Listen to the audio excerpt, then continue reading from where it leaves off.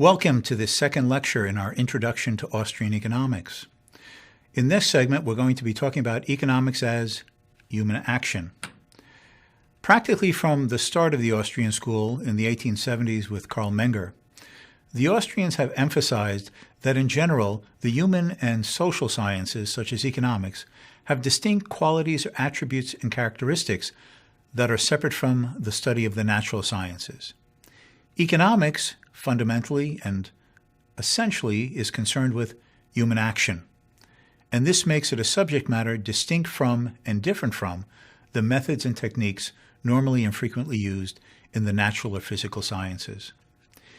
This arises because economics has a source of knowledge that neither the physicist nor the chemist nor the biologist, for the most part, has any access of, and that is knowledge of the workings of the human mind. While the natural scientist can only study his subject matter from the outside and attempt to hypothesize as to what is causing the forces of nature to operate the way they do, economics and other human sciences have this inner or introspective knowledge of man, his mind, and how human action, therefore, is distinct from the subject matter of the physical world. As one of the early Austrians, Friedrich von Wieser, said, "We can only observe nature from the outside, but we can observe ourselves from the inside. And why should we forego this opportunity when we can do it?" This was particularly developed and formulated by that other 20th century Austrian economist, Ludwig von Mises. He insisted that for the economist, the concept of man is above all else the concept of the being who acts, who has purposes, goals, intentions, who imagines a future, reflects upon a past, thinks about things that he would wish for and desire, and looking at the world around him, discovers the usefulness of things that he comes to call means to attain those ends. And that is how we think about others. It's why Mises said, economics is not about things. It's not about the tangible material objects of the world. It is about men and their meanings. Anyone who wants to deal with economics and the social sciences in general must not look to the external world from the outside, but must look inside. He must search for them in the ideas and the logic of the human mind and the meanings of acting men. This was explained in a rather amusing way by one of Ludwig von Mises's old students from the Vienna days from between the wars. And this was an economist named Fritz Machlup. Back in the 1960s, he wrote an article called, "What if Matter Could Talk?" He imagined a professor standing before his classroom, explaining how the molecular structure of certain elements operate. And a voice suddenly cries out, "You're wrong." The scientist is startled, but assumes that some student is kidding with him, and he goes on with the lecture. And the little voice repeats itself as the scientist is going on with this hypothesis as to why molecules and the various biological substances act the way they do. And the voice says again, "You're wrong." And the scientist realizes the voice is not coming from a student playing a ventriloquist trick, but is coming from the slide under the microscope. And Machlup says, what if matter decided to break its silence and to talk? Rather than observing the physical world, hypothesizing as to why nature may act and interact and its component elements act and interact the way they do. What if nature, molecules, decided now to show that they had consciousness and would tell them why they did the things they did? Is this a source of knowledge that we should ignore? Could we now, in a sense, get inside to the substance of matter that previously had been closed to us? And Machlup said yes, as Wieser had argued long before. The advantage of the scientist in the social sciences is that he can feel and think like the men whose actions he is attempting to investigate. He can talk with other men. He can learn from their experiences. He can ask them about their thoughts and their feelings. He can listen to people's verbal communications. He can read their written documents and words and the things of their mind that they leave from the past. And he can construct mental images and constructs that are attempting to explain the logic and the reasonableness and the intelligibility of why men act the way they do on their own in their relationships with others. If we can have these types of knowledge, why should we deny ourselves of it? That means that economics is not out there, but it is in ourselves. That the logic of economics is at one level the logical structure of how our minds work. And that logic develops the idea of ends and means and weighing alternatives and deciding what to do and initiating the actions that hopefully will bring us to the goals that we desire. The other element in this Austrian approach is what they call, and admittedly other economists call, methodological individualism. And that is, if we want to understand society, community, nations, markets, we must begin with an understanding and an investigation of their elemental components, which are individual men. Society does not act. Communities don't choose. The nation has no goals, but individual human beings do. Men think, men imagine, men choose, and men act. When we use the term society or the market, we're merely using them, if you will, as summary shorthands. A shorthand that captures and encapsulates the cumulative interactions of multitudes of individuals whose composite activities generate the social order as we see it. If we want to understand society, we must begin with the elements that generate society, and that is men and their interactions with others.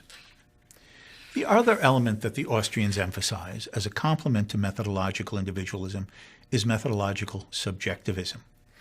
Now, this subjectivism does not mean epistemological subjectivism. Do we really exist?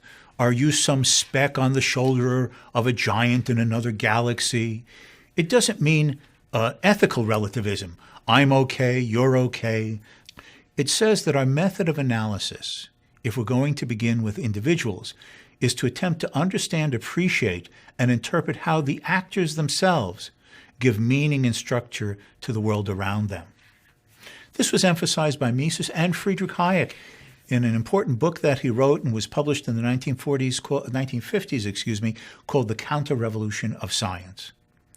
As Hayek said, the objects of economic activity cannot be defined in objective terms, but only in reference to the human purposes that generate them. Neither a commodity, an economic good, or food or money can be defined in physical terms.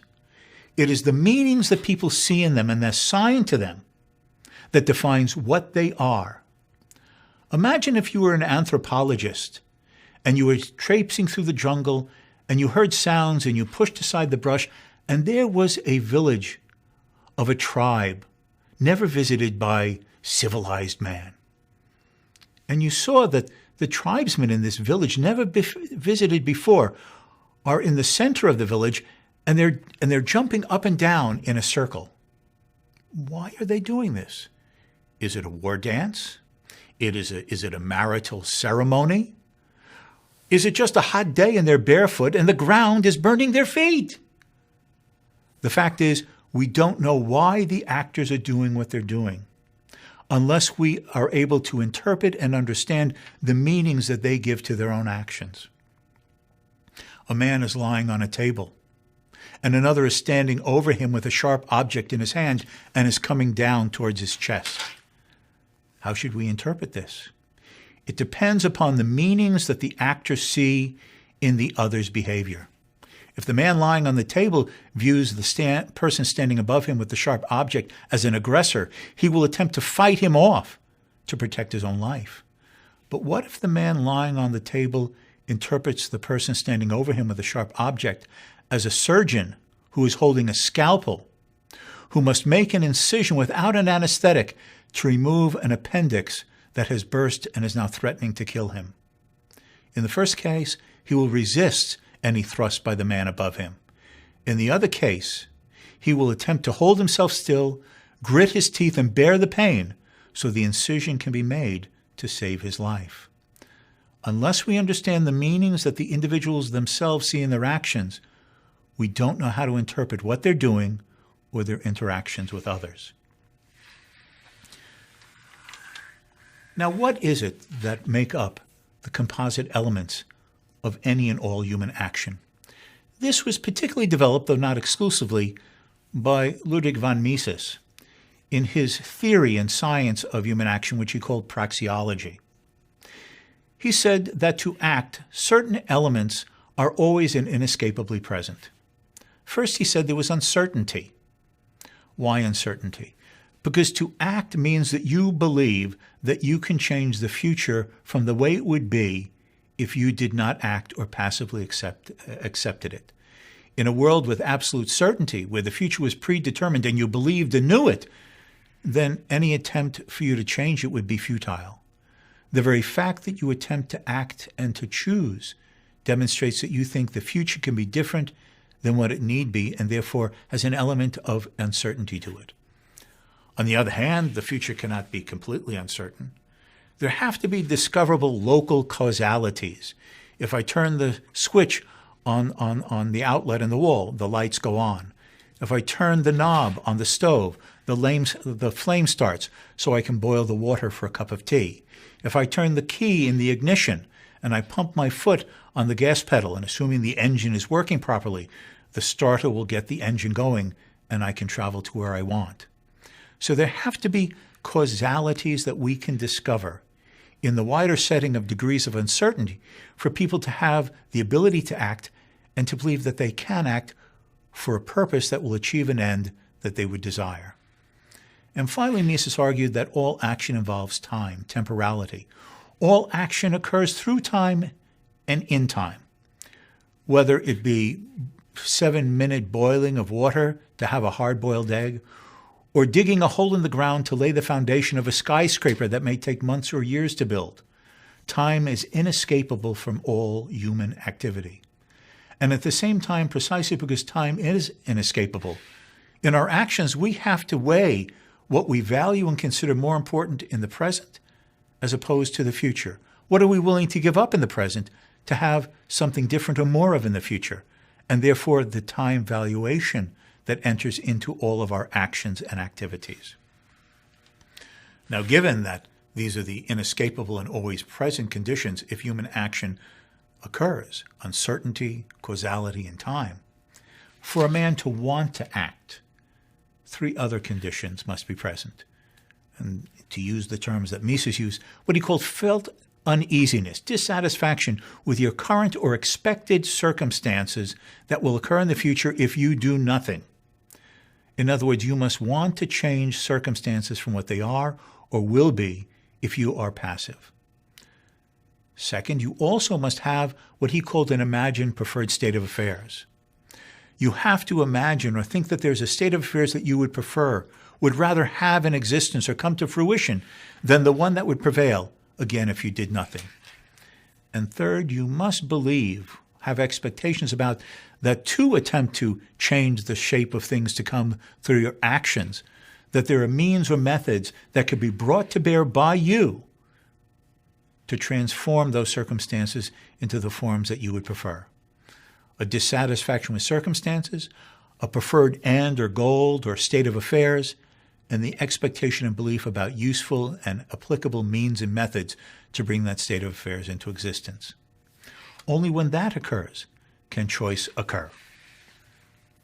Now, why do we have to choose? Why can't we have it all? Well, not just Austrian economists, but all economists would point out that that is because of scarcity. The means are insufficient to serve all the ends, goals, and purposes for which we would like to apply them. If we can't achieve all of our goals, that means that we're going to have to decide which ones we're going to set aside to pursue others, either for a day or forever. And that means that we must take our preferred goals and ends and rank them in some order of importance. If I can't have all, which would I rather have at the expense of others that I value less highly, and I will put aside at least for now? Then we have to decide how to apply those means in the most efficacious and efficient methods and means to get as much out of them as possible, given their quantities and qualities, and our beliefs of the methods to utilize them, to achieve as many of those ranked order of ends as the means will permit us to achieve. This is what the Austrians mean by the logic of action and choice. But again, as I just explained in Mises's little template or schema of the logic of action, unlike many mainstream economists who with their models start with a working hypothesis that individuals have perfect knowledge or sufficient knowledge to always undertake their actions correctly, the Austrians begin at the other end. Each individual's knowledge is limited and imperfect. Error and mistake and disappointment is always possible. The costs and the benefits, which we'll talk about in a little bit more detail in a future lecture, the costs and the benefits are inevitably things that the individual evaluates and decides and imagines and chooses among in his own mind. They're not out there. They're within us. They're only known and experienced in the mind of the individual chooser. The cost of a choice is the alternative foregone. But again, as we'll talk a little bit more later, the only person who knows what you give up to do another thing is you in your mind when you implicitly ask yourself, if I didn't do A, what is the B that I forgo?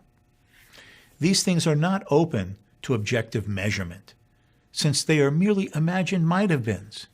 If I go to the movie theater tonight and I set aside 2 hours and I give up $10 to buy the ticket, what am I foregoing that I could have done for 2 hours instead with my time, and the $10 could have bought me instead? That's only in your mind. And because you chose to go to the movie and you never did the other thing in that frame of time, they remain might-have-beens that are only in your imagination. That doesn't mean they're any less real and are the alternatives and the set of possibilities that you weigh and select from. But they are elements in the mind. They're not out there in physical matter. That is the core element of the Austrian conception of a science of human action and choice. And with that, we will set aside our time to begin our next part next time.